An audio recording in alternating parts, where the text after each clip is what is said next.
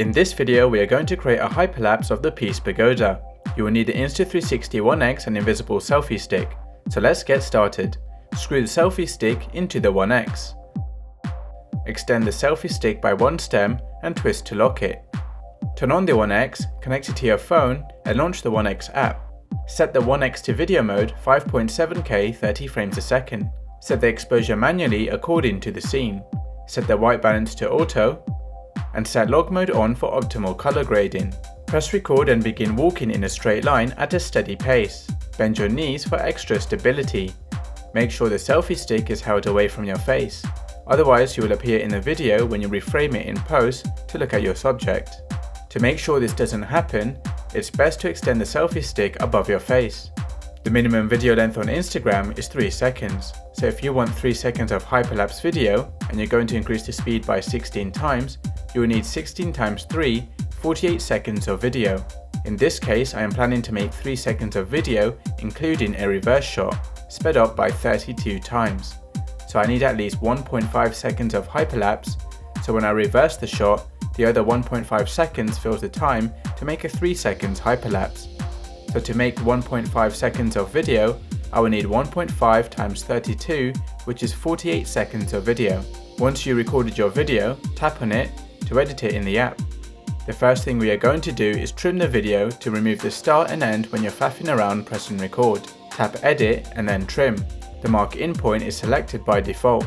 Drag the video left and right to select your desired start point of the video. Then tap the mark out point and do the same thing.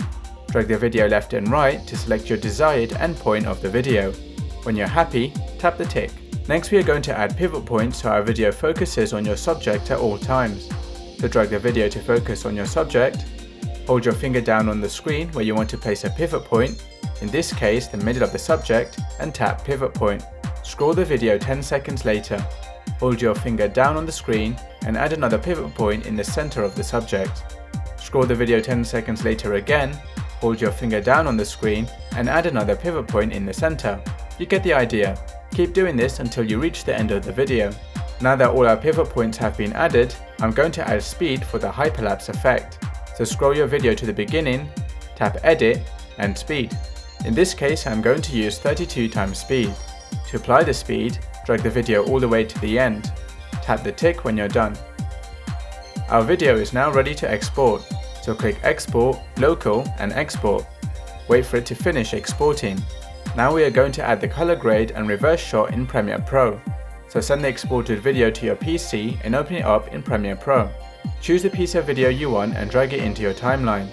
In the Lumetri color panel, I'm going to give myself a color grading head start with the Insta360 1x LUT. I will increase the color by changing the saturation to 150. I will brighten the video by setting the shadows to 50. It looks a bit orange, so I'll cool down the white balance. I do want the colors to pop out more, so under the Creative tab I'm going to add the Cine look and change the intensity to 33. Now that our color grading is done, I'm going to add the reverse shot.